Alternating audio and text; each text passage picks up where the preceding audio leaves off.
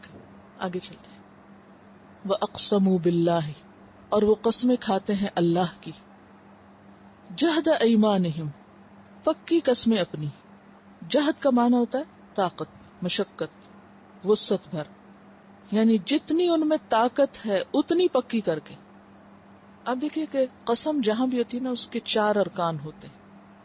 قسم کے 4 ارکان ہوتے ہیں. ایک ہوتا ہے مقسم بہ جس کے نام کی قسم کھائی جا رہی. دوسرا ہوتا ہے حرف قسم. تیسرا ہوتا ہے مقسم علیہ. مقسم بہ اور علیہ ساتھ لکھ لیں. پھر حرف قسم اور فعل قسم، یعنی ایک فعل ہوتا ہے، دوسرا حرف ہوتا ہے یعنی قسم کا، اور تیسرے جس کے نام کی قسم کھائی جاتی ہے، اور چوتھے جس پر قسم کھائی جاتی ہے، جس بات پر. ٹھیک ہے. اب یہاں آپ دیکھیے کہ فعل قسم کیا ہے، وَأَقْسَمُوا. حرف قسم کیا ہے، باللہ. بے جو ہے یہاں قسم کے لیے. اور پھر کس کے نام کی قسم کھائی جا رہی؟ اللہ کے. مقسم بے ہے. اور کس چیز پر قسم کھائی جا رہی ہے وہ آگے آ رہا ہے. اور قسم کیسی ہے؟ جہد ایمان، پکی قسم، بہت زیادہ پکی کر کے قسم کھاتے ہیں. کس بات پہ؟ لئن امرتہم، البتہ اگر تم نے حکم دیا ان کو. کن کو؟ ان باتیں کرنے والوں کو. منافقین کی طرف اشارہ ہے. لئن امرتہم، کس چیز کا حکم؟ جہاد کا حکم، اللہ کے راستے میں نکلنے کا حکم. لیخرجن، البتہ وہ ضرور نکلیں گے. آپ کو معلوم ہے نا کہ بعض غزوات میں یہ بہانے بنا کے پیچھے رہ جاتے تھے، اور پھر جب ان کی پوچھ ہوتی یا ان کو شرمندگی ہوتی تو کیا کہتے؟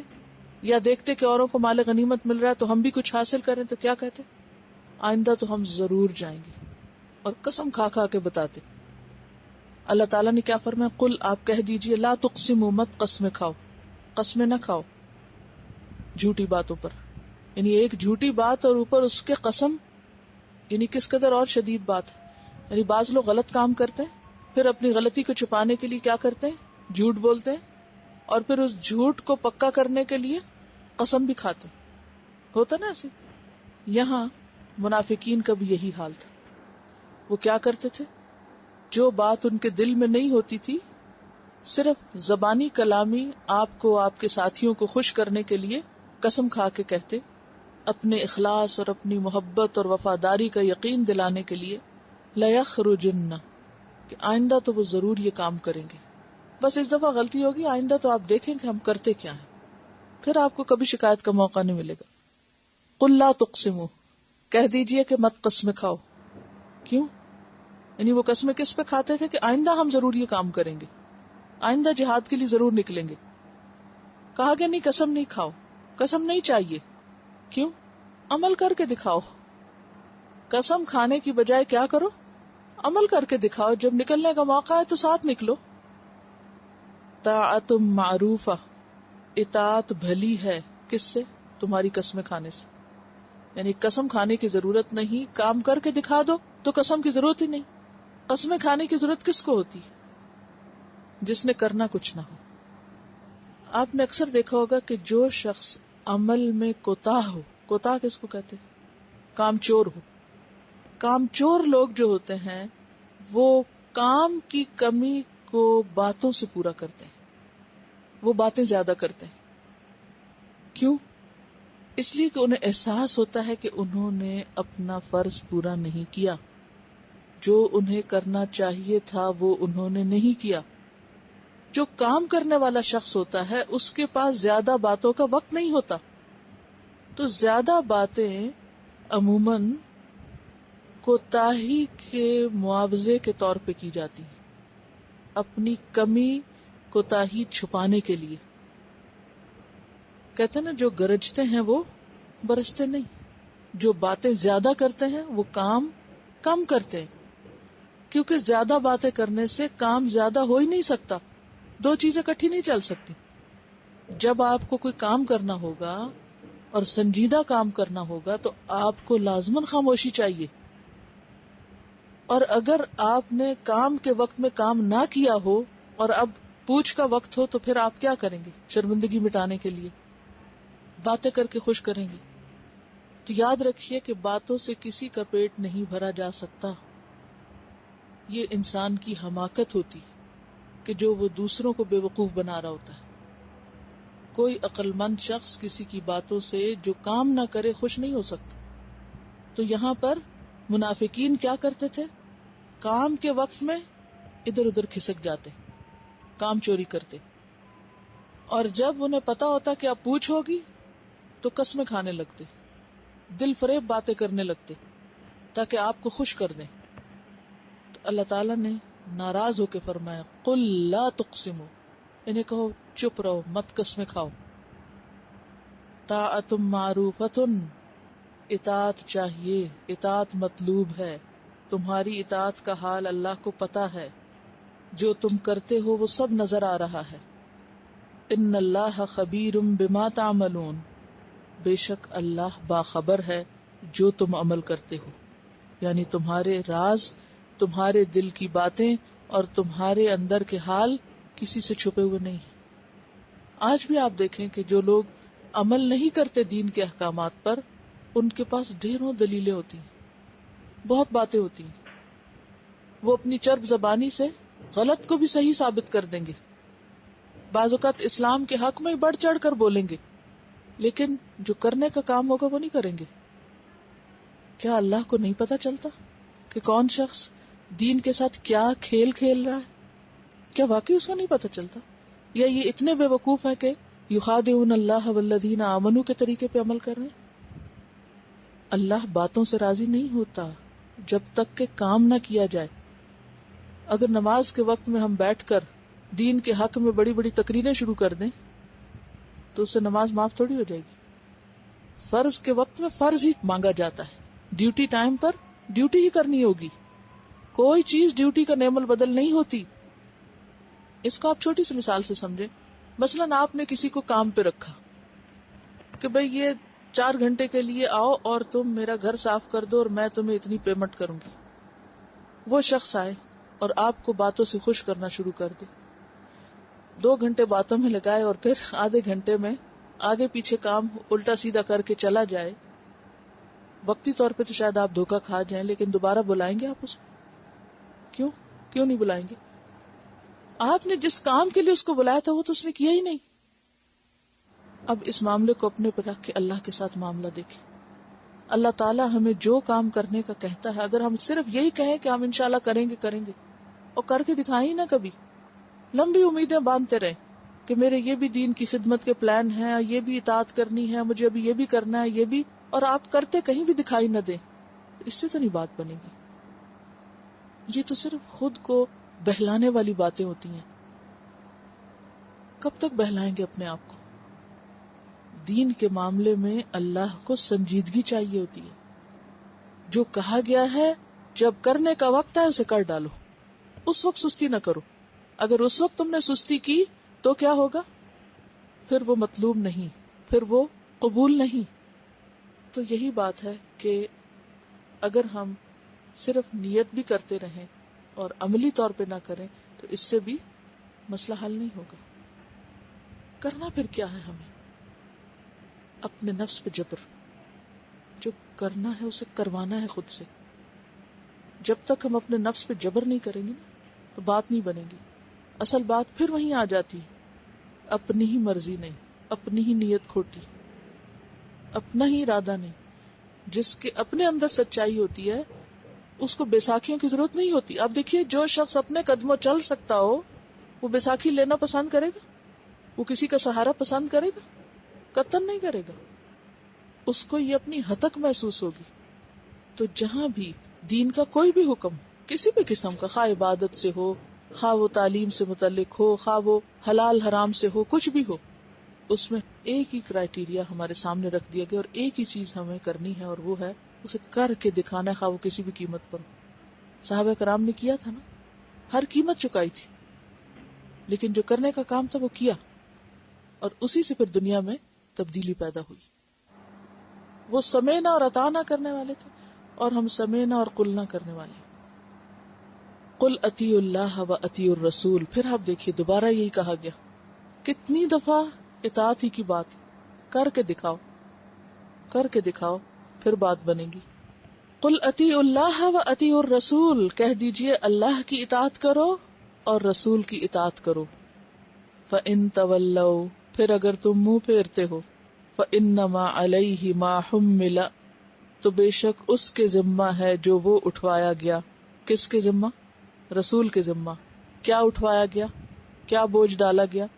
تبلیغ کا، دعوت کا. وعلیکم، اور تمہارے ذمہ ہے، ما حملتم، جو تم اٹھوائے گئے.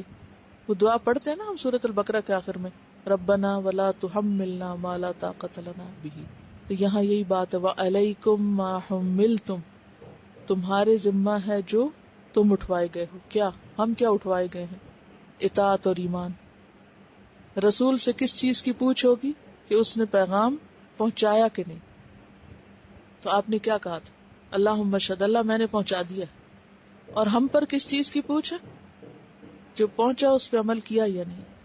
وعلیکم ما حملتم وان تطیعوہ تہتدوا، اور اگر تم اس کی اطاعت کرو گے تو ہدایت پاؤ گے. اگر اس کی بات مانو گے تو سیدھا رستہ ملے گا، صحیح منزل پہ جب پہنچو گے. ہدایت کیا ہوتی ہے؟ رستہ پانے کے بعد چل کے منزل تک پہنچنا. کامیابی تب ہوگی، حق تب ملے گا، کیونکہ وہ صراط مستقیم کی طرف بلاتے ہیں نا پیغمبر.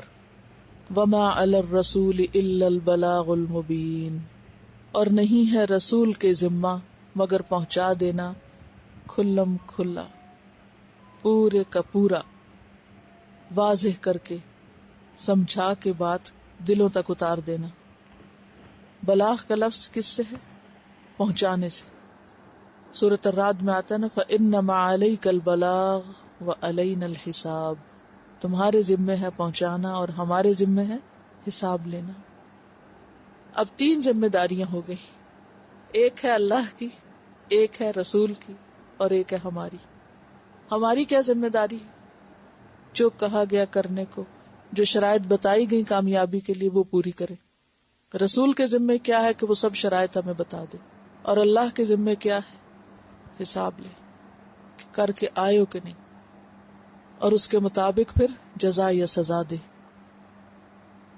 گویا انسان اپنے اعمال کی ذمہ داری کسی دوسرے پہ نہیں ڈال سکتا.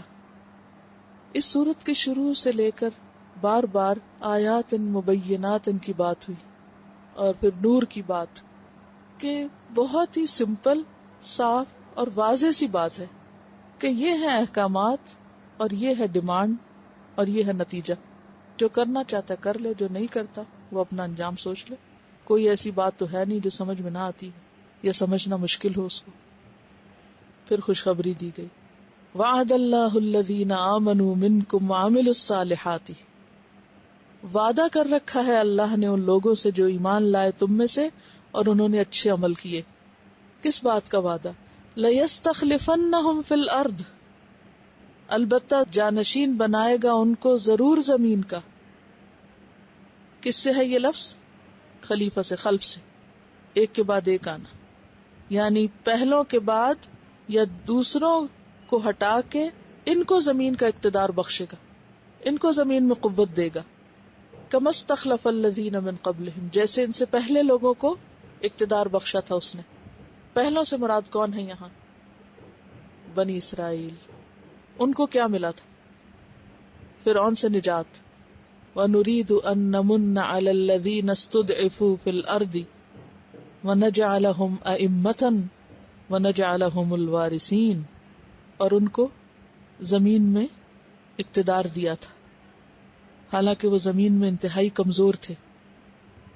زبور میں بھی ہے تو اللہ نے یہی لکھا نا، کیا؟ وَلَقَدْ كَتَبْنَا فِي الزَّبُورِ مِن بَعْدِ الذِّكْرِ أَنَّ الْأَرْضَ يَرِثُهَا عِبَادِيَ الصَّالِحُونَ، اور ارض سے مراد جنت کے علاوہ دنیا کی ارض بھی ہے. یہ بات یہاں کیوں فرمائی گئی؟ کیا لنک نظر آتا ہے یہاں پچھلی باتوں سے، یہ باقی صورت سے اس بات کا کیا لنک ہے؟ عام طور پر انسان اللہ کی اطاعت کیوں نہیں کرتا؟ کہ خوف ہوتا ہے پھر یہ چھوٹ جائے گا، مثلاً دوست چھوٹ جائیں گے، مثلاً دنیا کے بہت سے فائدوں سے ہم محروم رہ جائیں گے، نوکری چھوٹ جائے گی، جاب چھوٹ جائے گی، فلاں بینیفٹ ختم ہو جائے گا. فلان چیز ڈکلائن ہو جائے گی. ہوتے ہیں یہ خوف یا نہیں؟ یہی خوف تو ہے جو ہمیں اللہ کی بات نہیں ماننے دیتے. اور ہے تو صحیح، ہوتا تو ہے یہ. نوکریاں بھی چھوٹتی ہیں اور سزائیں بھی ملتی ہیں لوگوں کو، ڈانٹ بھی پڑتی، گھر سے نکالنے کی دھمکیاں بھی ملتی، سب کچھ ہوتا ہے. وقتی طور پر تو ہوتا ہے سب. مکی دور آپ دیکھیے کہ کس طرح کا تھا آپ صلی اللہ علیہ وسلم اور صحابہ کرام کا. تو یہاں پر آپ صلی اللہ علیہ وسلم سے خطاب ہے، آپ کی امت سے خطاب ہے، آپ کے ساتھیوں سے خطاب ہے کہ یہ ضرور ہے کہ جب انسان دین کے کسی حکم پر عمل کرتا ہے تو اس کو اپنے بھی چھوڑ دیتے ہیں، اس کو مشکلات آتی ہیں، لیکن یہ مشکلات زیادہ دیر نہیں رہتی. سچائی پر عمل کرنے والوں کو اللہ دنیا میں بھی اس کا بہترین بدلہ دیتا ہے. ایک اور آیت میں آتا نا کہ وَلَنُحْيِيَنَّهُ حَيَاةً طَيِّبَةً، کہ اس دنیا میں بھی ہم عمدہ زندگی بسر کرائیں گے، لیکن امتحان کے بعد ہی درجے بلند ہوتے ہیں. جب تک کوئی کوالیفائی نہ کرے اس کو بڑا درجہ یا گریڈ نہیں دیا جا سکتا. اور یہاں پر آپ دیکھیے کہ وعد اللہ کا لفظ ہے، وعدہ اللہ کا، یہ وعدہ ہے، ایسا نہیں. اور اللہ کے وعدے کیسے ہوتے ہیں؟ ہم جیسے کچے پکے کہ وعدہ کیا اور پھر گئے اور بھول گئے اور یاد ہی نہ رہا. نہیں، ان اللہ لا یخلف المیعاد، اللہ وعدوں کو خلاف نہیں کرتا، اللہ اپنے وعدے میں بالکل سچا ہے. سورۃ الفتح میں بھی آتا ہے وعد اللہ الذین آمنوا وعملوا الصالحات منہم مغفرۃ واجرا عظیما. سورۃ انفال 26 میں آتا ہے وَاذْكُرُوا إِذْ أَنْتُمْ قَلِيلٌ مُسْتَضْعَفُونَ فِي الْأَرْضِ، یاد کرو وہ وقت جب تم بہت تھوڑے تھے، زمین میں کمزور سمجھے جاتے تھے. تَخَافُونَ أَنْ يَتَخَطَّفَكُمُ النَّاسُ، تم ڈر رہے تھے کہ لوگ تم کو زمین سے کچک لیں گے. فَآوَاكُمْ وَأَيَّدَكُمْ بِنَصْرِهِ وَرَزَقَكُمْ مِنَ الطَّيِّبَاتِ لَعَلَّكُمْ تَشْكُرُونَ. تو اللہ نے وہ ساری مشکلات دور کر دی، بہترین نعمتیں پھر دیں دنیا میں بھی. تو یہ اللہ کا وعدہ ہے. یعنی اتنی ریلیونٹ ہے نا یہ آیت کہ جب ایک طرف ہمیں بہت زیادہ اس پر ابھارا گیا کہ بات مان جاؤ، جو کرنے کو کہا گیا کرو کرو کرو، پھر انسان کہتا ہے ایک کے بعد ایک خوف دل میں آتا ہے، ڈر آتا ہے، یہ چھٹ جائے گا، وہ رہ جائے گا، اس چیز کا کیا ہوگا، اس کا انسان ہلا مارا جاتا ہے، سخت آزمائش آتی ہے. لیکن ساتھ ہی اللہ کہتا ہے کہ وہ تمہیں تنہا تھوڑی چھوڑ دے گا، اس آزمائش کے بعد وہ ضرور تمہیں دنیا میں بھی بہترین نتائج عطا کرے گا اور تمہیں دنیا کی بھی جانشینی دے گا. اور صحابہ کرام کے ساتھ تو یہ وعدہ پوری طرح پورا ہوا. کس طرح وہ بڑی بڑی سلطنتیں کہ جن کے نام سے لوگ ہیبت کھاتے تھے وہ اللہ نے مسلمانوں کے بس میں کر دی. اس کے بارے میں عدی بن حاتم کہتے ہیں کہ ایک دن میں آپ کے پاس بیٹھا ہوا تھا، دو آدمی آئے. ایک تنگی معاش کی شکایت کر رہا تھا کہ میرے پاس کام کاروبار نہیں، دوسرا راہ زنی کی کہ بہت چوری ڈاکے ہوتے ہیں، بہت بدامنی ہے، بہت حال خراب ہے لوگوں کا. آپ صلی اللہ علیہ وسلم نے فرمایا ان قریب ایسا امن ہوگا کہ یہاں سے جانے والا قافلہ بغیر کسی محافظ کے جائے گا، کسی سیکیورٹی کے بغیر. اے عدی، کیا تم نے ہیرا دیکھا ہے؟ میں نے کہا نہیں، ایک علاقے کا نام ہے، البتہ اس کی خبر ملی، عراق کا ایک شہر تھا دور. فرمایا اگر تمہاری عمر زیادہ ہوئی تو تم دیکھو گے کہ ایک عورت ہیرا سے چل کر کعبہ کا طواف کرے گی. ایک اور روایت میں آتا ہے کہ زیورات سے لدی ہوگی، لیکن اسے اللہ کے سوا کسی کا خوف نہ ہوگا. میں نے دل میں سوچا قبیلہ بنو طے کے لٹیرے جنہوں نے تہلکہ مچا رکھا ہے وہ اس وقت کہاں جائیں گے؟ یہ خود طے سے تھے. پھر آپ نے فرمایا اور قیامت نہیں آئے گی کہ ایک شخص اپنا صدقہ لے کر چکر کھائے گا یا چکر لگائے گا کہ کوئی لینے والا مل جائے، اسے کوئی صدقہ لینے والا نہیں ملے گا. اور تم لوگ کسرا کے خزانے فتح کرو گے. میں نے کہا کسرا بن ہرمز؟ آپ نے اپنی بات جاری رکھتے ہوئے کہا اور اے عدی، اگر تمہاری عمر لمبی ہوئی تو ضرور تم ایسے شخص کو دیکھو گے جو مٹھی بھر سونا یا چاندی لے کر ایسے آدمی کی تلاش میں نکلے گا جو اسے قبول کرے، لیکن اسے ایسا کوئی نہ ملے گا. بخاری کی روایت ہے. عدی کہتے ہیں پھر میں نے ہیرا سے چل کر کعبہ کا طواف کرنے والی عورت کو خود دیکھا جو اللہ کے سوا کسی سے نہ ڈرتی تھی، اور میں خود ان لوگوں میں شامل تھا جنہوں نے کسرا بن ہرمز کے خزانے فتح کیے. تو یہ پیشن گوئی ان حالات میں کی گئی تھی کہ جب دور دور اس چیز کی کوئی امید نظر نہ آتی تھی، لیکن اللہ کے وعدے پورے ہوئے. اور وہ تمام چیزیں ہوئیں جن کا کہا گیا کہ وہ ہوں گی. وَلَيُمَكِّنَنَّ لَهُمْ دِينَهُمْ، اور البتہ وہ ضرور جما دے گا ان کے لیے ان کے دین کو، یعنی ایک وقت آئے گا کہ دین جم کے رہے گا. الَّذِي ارْتَضَىٰ لَهُمْ، وہ جس کو اس نے ان کے لیے پسند کیا. اللہ نے جس دین کو بندوں کے لیے چنا وہ بندوں کا پسندیدہ دین بن کے رہے گا. ارتضا کا لفظ کس سے ہے؟ رضا دیے. وَرَضِيتُ لَكُمُ الْإِسْلَامَ دِينًا، یہ ہے ارتضا لہم کا معنی. اور ان الدین عند اللہ الاسلام ومن یبتغی غیر الاسلام دینا فلن يقبل منہ وَلَيُبَدِّلَنَّهُمْ، اور البتہ ضرور بدل کے دے گا ان کو، من بعد خوفہم امنا، ان کے خوف کے بعد امن کی حالت. سارا خوف اور خطرہ دور ہو جائے گا، امن اور خوشحالی ہوگی. لیکن یہ وعدہ کس کے ساتھ ہے؟ ایمان لا کر عمل کرنے والوں کے ساتھ، دھوکے باز لوگوں کے ساتھ نہیں کہ جو چھوٹی سی مشکل آنے پر اپنا دین بدل دیتے ہیں، اپنے نام اور اپنی آئیڈینٹی بدل دیتے ہیں. یعبدوننی، وہ عبادت کریں گے میری، لا یشرکون بی شیئا، نہ وہ شریک ٹھہرائیں گے میرے ساتھ کسی کو بھی. یعنی ان کا دین اس طرح جمے گا کہ وہ اطمینان کے ساتھ میری عبادت کریں گے اور شرک کا صفایا ہو جائے گا. اور فتح مکہ کے بعد عملاً شرک کا صفایا ہو گیا تھا.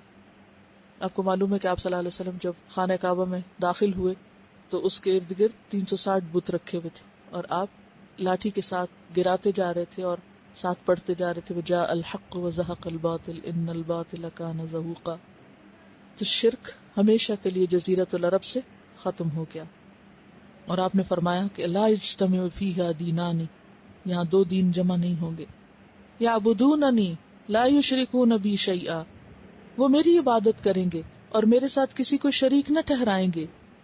اور پھر کیسے نہ ہو؟